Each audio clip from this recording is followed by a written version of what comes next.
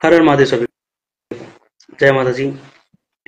मैं टीके गौराईपाल सिंह चैनपुरा दबन्नाराही अपने साथ विराजमान करता हूँ कुंवर युवराज सिंह पटियार लोहयानगढ़। लोहयानगढ़ का आपने जरूर नाम सुना होगा। लोहयानगढ़ एक अपने आप में बहुत स्वतंत्र रियासत, इसका चर्चा काफी लोगों तक है। एक बहुत ऐसा इतिहास है, लोगों को इच्छुक होते हैं इन चीजों के बारे में जानने के लिए। तो आज उधर के कुंवर साहब है, उनके साथ हम लोहयानगढ़ के सर्वणीय इतिहास के बारे में हम वार्तालाप करते हैं। पहले तो सबसे पहले कुंवर साहब, हम आपको बहुत बहुत स्वागत करते हैं। आपने हमारे लिए, अपने लोगों के लिए, अपने इतिहास के लिए समय निकालो। बहुत बहुत स्वागत है। जय माता दी और सभी को जय माता दी और मेरा ग्रीटिंग्स है।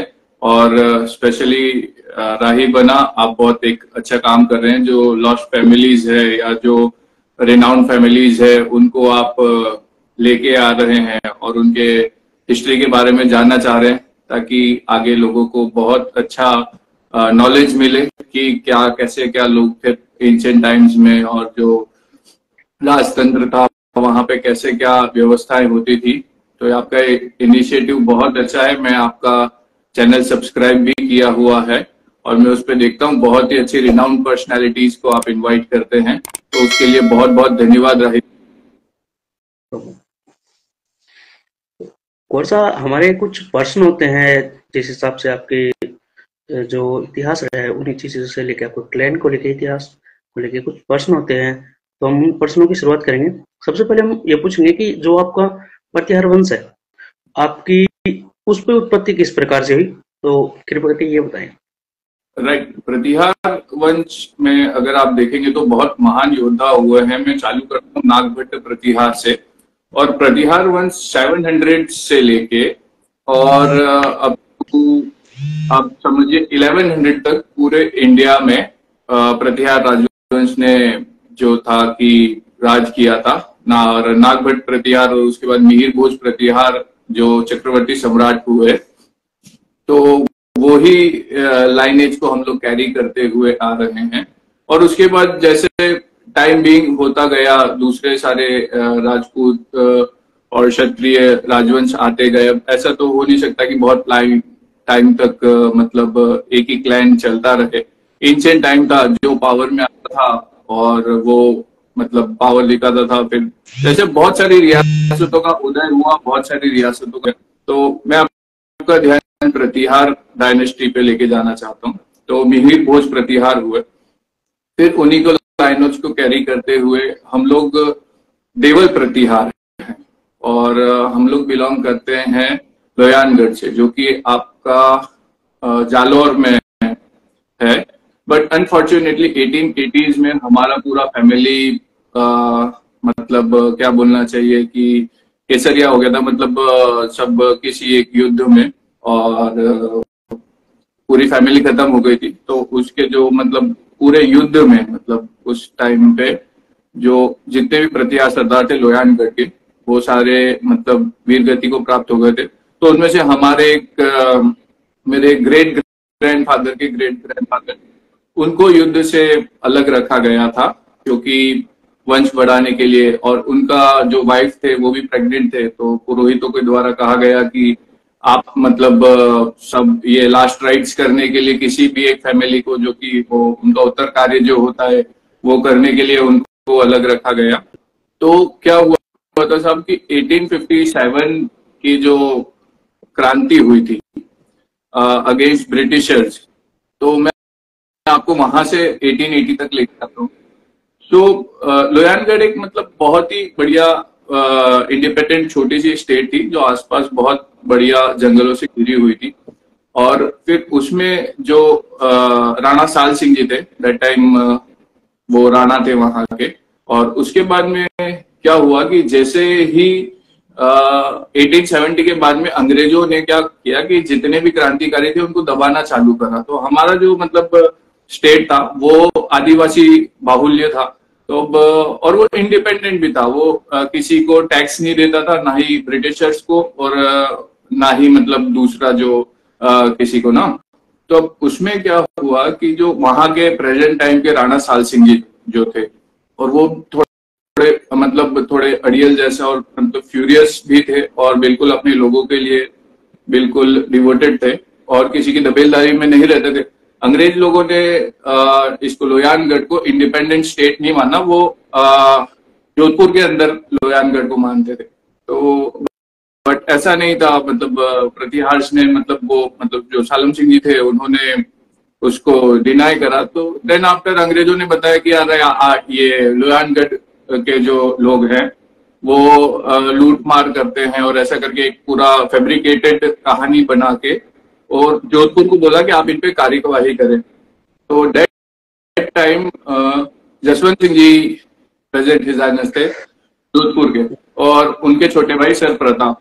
तो उन्होंने लोयानगढ़ पे 3 बार आक्रमण करा। पहले 2 बार तो आक्रमण विफल रहा, बट तीसरी बार वो बड़ी सेना के साथ आए और लोयानगढ़ पे जब उन्होंने हमला किया तो अनफॉर्चुनेटली वो पूरा गढ़ पूरा प्लेन कर दिया, वो सब टूट गया। चलिए उस पे तो नहीं जाते, पहले लड़ाई झगड़े होते थे और उसको कुछ वो नहीं करते थे।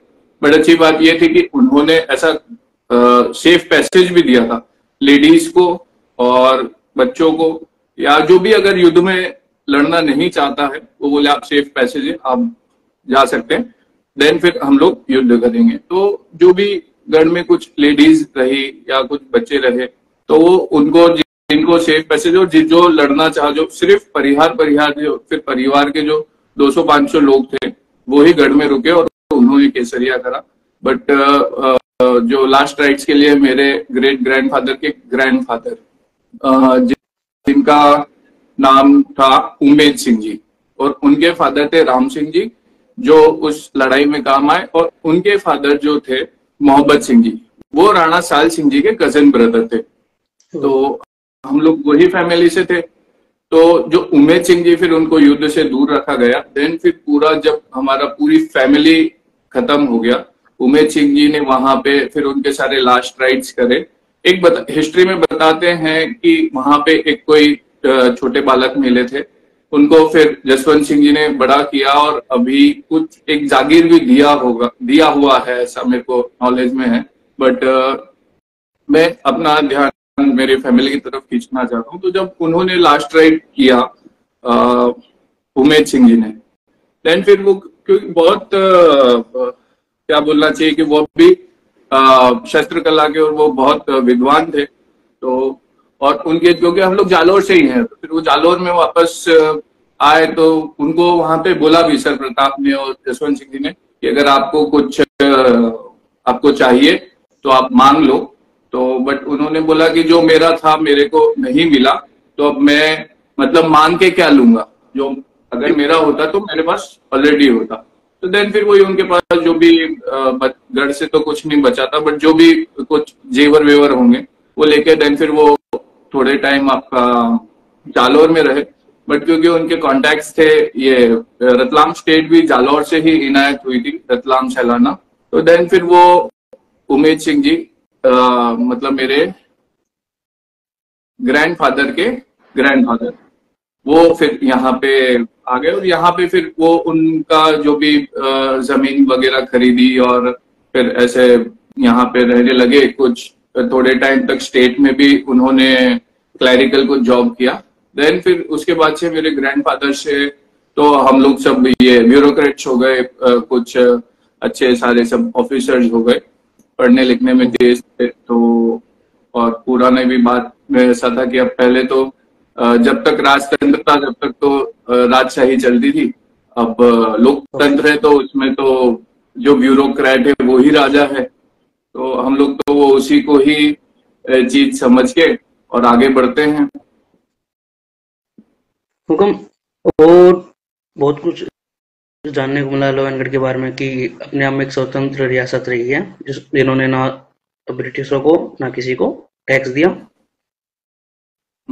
कुछ भी हो जाए घुटने टेके नहीं और दूसरों के टिकवा के छोड़ दिया प्रतिहारों ने लोहनगढ़ के इतिहास को। प्रतिहार में आपको एक बहुत आपको चीज बताता हूँ, जो ये प्रतिहार ब्लड लाइन की जो बात है, जो परिहार प्रतिहार हो गए ना, आप लोग क्या है, बहुत एक तो फ्यूरियस रहते हैं, एक तो किसी की दबेलदारी नहीं, कोई भी परिहार होगा वो मतलब अगर आप किसी की भी कोई दबेलदारी, आप उससे प्रेम से बात करो, कोई भी, अब जैसे ऐसा हमारा बात नहीं करने, कोई भी होगा XYZ, तो वो मतलब वो रहेगा कि किसी के कोई दबेलदारी में और कुछ ऐसे वो रहना पसंद ही नहीं करता है। मतलब मान लो कि अभी वो टाइम नहीं है, बट फिर भी प्रतिहार लोगों का क्या है कि वो इंडिपेंडेंट रहना पसंद करते हैं, अपने में मस्त रहते हैं और किसी का कोई दबेलदारी में ऐसा रहना नहीं चाहते। ये उनका ब्लड में है, जो एक ब्लड का वो करते हैं। तो एक मैं आपको एक बहुत अच्छा लोयानगढ़ का किस्सा बताता हूँ। जब हल्दी घाटी का युद्ध हुआ महाराणा प्रताप का ना, लेकिन फिर उसके बाद जब उन्होंने थोड़े टाइम जंगल में रहा, जब उनका बहुत कठिन समय था, तो वो लोयानगढ़ पधारे और राय धवल जब डेट मतलब 1580s में 1580 की मैं आपको बात बता रहा हूँ, तो जब वो लोयानगढ़ मतलब महाराणा प्रताप आए थे, तो उनका मतलब लोयानगढ़ के जो दैट टाइम के हिज हाइनेस थे, उन्होंने बहुत उनका आदर सत्कार किया, उनके सारे करीबी लोगों को रहना और सब अच्छे से रहा। और देन फिर उनकी बेटी से मतलब महाराणा प्रताप की एक बीवी परिहार भी थी, परिहार। तो वहां से फिर जो हम लोग को महाराणा प्रताप द्वारा राणा का टाइटल दिया गया था। तो जब तक सालम सिंह जी थे तब तक तो हमने वो मतलब फैमिली में टाइटल था। देन फिर जब उसके बाद युद्ध हुआ और फैमिली कोई बची नहीं, देन फिर जो हमारे मतलब ग्रेट ग्रैंडफादर के ग्रैंडफादर थे उमेद सिंह जी, उन्होंने वो टाइटल यूज नहीं किया, तो जब से हम लोग वो टाइटल यूज नहीं करते हैं। एंड हुक्म, एक प्रश्न और पूछना चाहूंगा कि 1880 के युद्ध में ये लोहनगढ़ जो रहा है उसकी एक अलग भूमिका रही है। 1880 का जो युद्ध हुआ था लोहनगढ़ का, तो उसके बारे में थोड़ा आप मुझे संक्षिप्त में बताएं तो। संक्षिप्त में ऐसा था कि मैं आपको बताता हूं कि दैट आपको अंग्रेजों ने ये पूरा एक झूठ नरेटिव सेट किया कि जो लोयानगढ़ के प्रतिहार है ये डाकेजनी करते हैं और मतलब वहां के जो आदिवासी है वो भी खूब लूटपाट करते हैं, और जो यहाँ के जो महाराज है ये इनको शय देते हैं, मतलब ये उनपे कोई कार्यवाही नहीं करते हैं। और ऐसा करके उन्होंने पूरा मनगढ़ंत झूठ फैब्रिकेट किया। देन उसके बाद से फिर क्योंकि जोधपुर ब्रिटिशर्स के अंडर में थे और वो ही नियरेस्ट उनका ब्रिटिशर्स का क्या बोलना चाहिए छावनी था वहां पे, तो उन्होंने पहले 2 बार भी किया, क्योंकि क्या लोयानगढ़ नीचे जमीन पे नहीं है, वो ऊपर बहुत ऊपर है, वहां पे युद्ध करना बहुत कठिन रहा। तो पहले 2 बार तो और युद्ध बहुत विफल हुआ उनसे, और क्योंकि प्रतिहार लोग भी थे और जो हम लोग का भी जो आर्मी था वो बहुत फ्यूरियस था, जो मतलब कि आपको कहना चाहिए कि बहुत बड़े बड़े महान योद्धा हुए आपका प्रतिहार क्लैन में। तो वो शुरू के 2 बार में तो नहीं हुए, लेकिन फिर वो लोग प्रिपेयर करके आए और बहुत भीषण युद्ध हुआ। मतलब कि हमारे तो ऐसे फैमिली में बताते आते हैं कि एक मतलब मेरी ग्रैंड मदर, मतलब मैं तो नहीं उनके साथ रहा, बट मेरे फादर को बताते थे कि दैट टाइम में वो उन्होंने राजस्थानी भाषा में बताया कि एक चरखलो भी नहीं बंचियो, तो मतलब कि एक मतलब कोई परिंदा भी वहां पे मतलब नहीं बचा था, वो उन्होंने इतना जबरदस्त डिस्ट्रॉय कर दिया था। देन फिर बाद में उसका नाम लोयानगढ़ का नाम बदल के और वो उसको पहाड़ी से नीचे जसवंतपुरा बसाया। तो करंट डेट में वो जगह जसवंतपुरा है और आप पहाड़ पे ऊपर चढ़ेंगे तो वो लोयानगढ़ है। इनको बहुत काफी रोमांचक बातें हो गई हैं इतिहास को लेके। अगर कुछ वर्तमान को लेके भी बातें करना चाहें हम, तो जैसे आपको भली बात पता है कि वर्तमान में मतलब कुछ लोग हैं, किसी का नाम नहीं लेंगे, किसी समाज का तो क्या नाम है, हर समाज के अंदर कुछ ना कुछ खराबी होती है। तो कुछ लोग हैं, कुछ हैं ऐसे जो बहुत चालाकी पूर्वक अपना इतिहास चोरी कर रहे हैं, क्षत्रियों का इतिहास चोरी कर रहे हैं। तो आप कुछ उनके बारे में कुछ बताना चाहेंगे कि किस प्रकार से अपने इतिहास को बचा सकते हैं, या उनका ऐसा कार्य नहीं करना चाहिए, उनके लिए कुछ राय देना चाहेंगे कुछ ऐसा? देखिए क्या होता है कि इतिहास कोई वस्तु नहीं है जो चोरी हो जाए। ये ये तो क्या है कि आपका कोई अगर कुछ सोना चांदी है या कुछ है या कुछ है, मतलब कुछ एक एसेट होता है, वो चोरी होता है। इतिहास तो रिटर्न डाउन है। आप रिटर्न डाउन है, आप देख लो। या कोई ऐसा फेक वो करता है, क्या बोलते हैं, अ, अ, दावा करता क्लिप। है, अगर कोई झूठा दावा करता है तो वो कहाँ तक कर देगा, एक पीढ़ी, दो पीढ़ी, पांच पीढ़ी तक दावा कर देगा जो होगा। लेकिन उसके पहले का क्या, हमारा सबका रिटर्न हिस्ट्री है। और अब चोरी करने वालों को तो हम सिर्फ सलाह दे सकते हैं। बाकी ऐसा इतिहास कोई एक वस्तु नहीं है जिसको चुरा लिया जाए। वो ब्लड ऑटोमेटिकली बात करता है। बिल्कुल सही बात। वो ब्लड ऑटोमेटिकली ही बातें करता है। एंड कुछ कोई ऐसे आपके क्लैन के राजा जिनसे आप कुछ ज्यादा प्रेरणा मिली हो, आपको ज्यादा सीखने को मिला हो, और आप खुद कोशिश करना चाहे कि इन राजा की तरह ऐसी ये कुछ बातें जो मैं अपने लोगों तक मैं बताना चाहूंगा, पहुंचाना चाहूंगा। हमारे जो सालम सिंह जी जो थे, मैं उनके बारे में आपको बताता हूँ। सालम सिंह जी मतलब इतने फ्यूरियस, इतने मतलब आपको यूं समझिए कि सालम सिंह जी उस टाइम में मतलब जब वो मतलब 1880s में थे और बहुत यंग ब्लड ही थे। हम लोग का वहां पे पूरा स्टेट जंगलों से घिरा हुआ था। जंगलों का मतलब उनके तो बहुत सारे ऐसे हमारे पास तो मतलब अब हम क्या होता है कि जनरली हम मेन स्ट्रीम में नहीं है, मतलब कि ये जो हिस्ट्री की बातें जनरली अब हम लोग नहीं करते, बट फैमिली में जो बातें होती है मैं उसके बारे में बताता हूँ कि बहुत वो अच्छे शिकार के शौकीन रहे। और क्योंकि वो जंगलों में मतलब स्टेट पूरा आसपास के जंगलों से घिरा हुआ था और ये सारी वाइल्ड लाइफ वहां पे था, तो बहुत मतलब वो उनका इतना वो था कि मतलब वो शेर और ये वो ट्रॉफीज मतलब इतना मतलब लोयानगढ़ में था। और ये सारी प्रैक्टिस मतलब कि युद्ध की प्रैक्टिस वो जंगली जानवरों से लड़के करते थे। आप उस टाइम के वो लोगों को आप देखिए उनकी क्या पर्सनैलिटी रही होगी कि जो युद्ध की प्रैक्टिस ही मतलब जंगली जानवरों से लड़के करना है, तो उनसे डेंजर और खतरनाक और क्या हो सकता है। सो दो कि वही था। बट टेक्नोलॉजी हमेशा जीतती है। मैं आपको जो मतलब युवा साथी हैं उनको बताना चाहूंगा कि आप टेक्नोलॉजी ही गेम चेंजर है। पहले जब हाथ से युद्ध होते थे तो जिसके पास लठ आया उसने जीता। जब लठ से युद्ध होते थे जिसके पास चाकू कटार आई, वेपन बनाया, वो जीत, उससे लठ वाले से कटार वाला जीता, कटार वाले से तलवार वाला जीता, तलवार से भाला वाला जीता, भाले से फिर बारूद वाला जीता, बारूद से फिर बंदूक वाला जीता, बंदूक से फिर मिसाइल वाले जीतेंगे।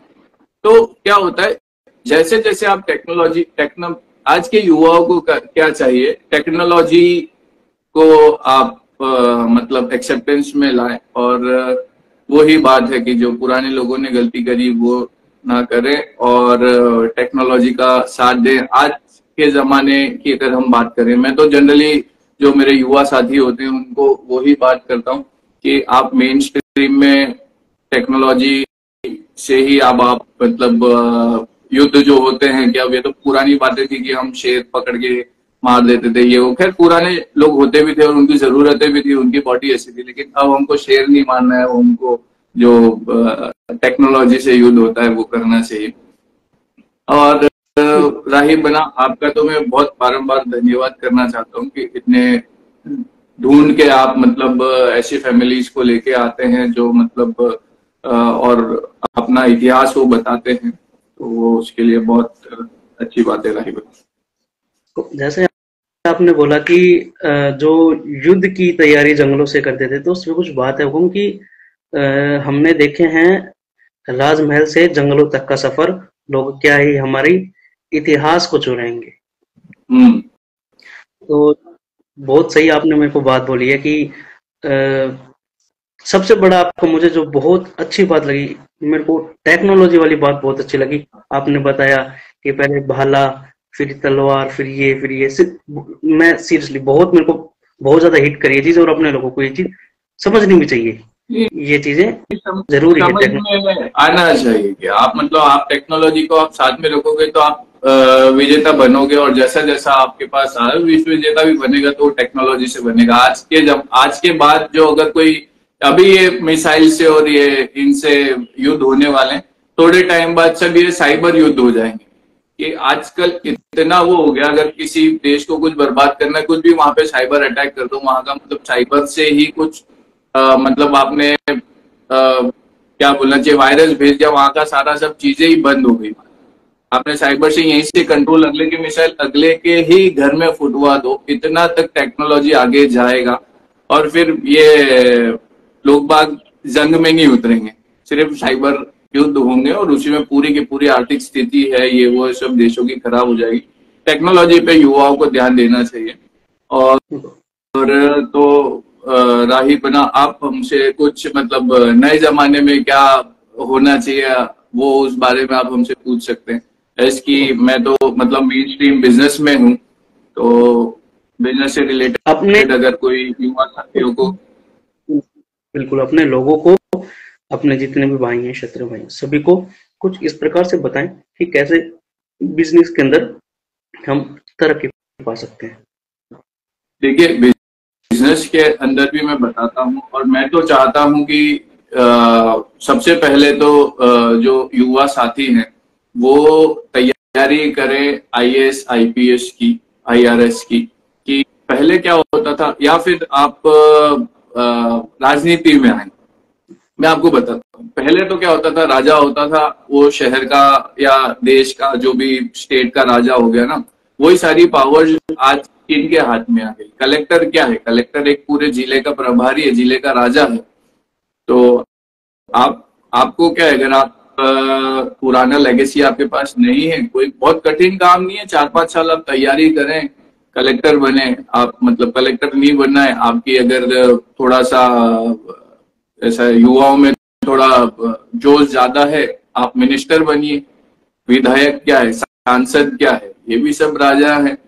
मुख्यमंत्री क्या है, बड़े स्टेट का राजा हो गया, प्रधानमंत्री क्या है, पूरे देश का राजा हो गया। तो अब लेगेसी गई बाबा। अब आपको अगर राजतंत्र में आना है तो आप ब्यूरोक्रेसी के थ्रू आए राजतंत्र में और राज करें, अपना नाम बनाए, आप राजनीति करें, अच्छे से आए। और फिर अगर बिजनेस करना है तो बिजनेस के लिए मैं आपको बताता हूँ, बिजनेस आप ट्रेडिंग से चालू करें किसी भी चीज में, और जो आपका मन करता है, मैं आपको बताऊं, इंटरेस्ट अगर किसी भी चीज में आपका है ना, उसी को आप, आपकी हॉबी को आपका बिजनेस बनाए। आजकल का जमाना पूरा ऑनलाइन हो गया है, सारी मार्केटिंग ऑनलाइन हो गई, किसी के डोर टू डोर कुछ जाने की जरूरत नहीं है। पुराने जमाने से तो आज के जमाने में बिजनेस करना बहुत इजी है। अगर आपके पास एक अच्छा आइडिया है तो आइडियाज ही पिक जाते हैं करोड़ों करोड़ रुपए में। अच्छा बिजनेस आइडिया है, आप समिट्स में जाइए, आइडिया शेयर कीजिए, पेटेंट्स कुछ कराइए, और अच्छा बिजनेस अपॉर्चुनिटीज मिलती है। और अगर जैसे हम लोग तो एज अ कंसल्टेंसी भी काम करते थे पहले, कि किसी को अगर कुछ बिजनेस लगाना है, करना है, तो हम लोग वो हेल्प भी करते हैं। तो अगर ऐसे कुछ राजपूत युवा हैं जिनको गाइडेंस की जरूरत है तो मैं अपना नंबर शेयर करूंगा।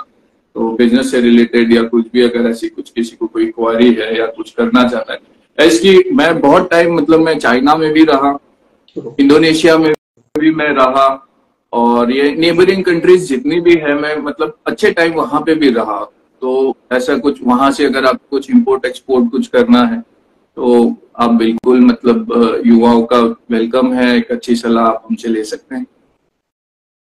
तो सीरियसली मैं तहे दिल से धन्यवाद चाहूंगा कि आपने अपने लोगों को एक बिजनेस की सही रास्ता बताया। और किसी भी अपने क्षेत्रीय भाई को जरूरत होगी कि कुछ काम की, तो पक्का जरूर उनसे निवेदन, अगर आपको सच में कुछ काम करना है तो आप कोर्सा को जरूर संपर्क करें। इनको चाहे पीछे पड़ के परेशान हो जाए, बट काम करें, अपना खुद का ओन बिजनेस सेटअप करें। आपको किसी अच्छा बिजनेस करना चाहिए, ट्रेडिंग से चालू कीजिए और फिर मैन्युफैक्चरिंग तक जाइए। बहुत बहुत काम है इंडिया में, तो मेक इन इंडिया आपका है, सारी सब्सिडीज आपको मिलती है, बस वो सही चैनल के थ्रू जाना चाहिए। तो मेरे हिसाब से तो युवाओं को अब अगर लेगेसी अब नहीं है तो फिर आप ये सारे सब बिजनेस करें, अच्छे बिजनेस करें, हॉबी को अपना बिजनेस बनाएं। You can make your legacy by your own money or by own your business, own your setup. तो कोर्सा सीरियसली आपका तहे दिल से धन्यवाद। और आज का जो अपना इंटरव्यू रहा है सीरियसली बहुत रोमांचक रहा है। मेरे पर्सनली पॉइंट ऑफ व्यू से बताऊं तो मेरे को बहुत कुछ जानने को मिला। लोहनगढ़ का इतना अच्छा इतिहास जानने को मिला। महाराणा जी प्रताप राय को आप मतलब किस प्रकार से उन्होंने अपनी उपाधि आपको दी, आपने बिजनेस के बारे में बताया, टेक्नोलॉजी के बारे में बताया, मतलब कुछ इतने मिनटों के अंदर, कुछ टाइम के अंदर ही आपने मतलब पूरा राजतंत्र से लोकतंत्र के अंदर राज करने के लिए आप सब कुछ बता दिया। मैं क्योंकि क्या होता है कि युवाओं के पास इतना टाइम नहीं है, सारगर्भित बात करेंगे तो उनको भी समझ में आएगा और वो भी कोई भी देखेगा। कोर्सा आगे रहना चाहेंगे। आपका तहे दिल से धन्यवाद है जो आपने अपने लोगों के लिए टाइम निकाले। धन्यवाद आपको है जो आप मतलब यहाँ तक पहुंचे हैं और आप इतना अच्छा सब काम कर रहे हैं। हमारी शुभकामनाएं आपको काम को लेके, और आप आगे बहुत अच्छा करें, और आगे कुछ जरूरत रहेगी तो आप बिल्कुल निसंकोच आप याद कर सकते हैं। तो आगे दीजिएगा। जय माता दी।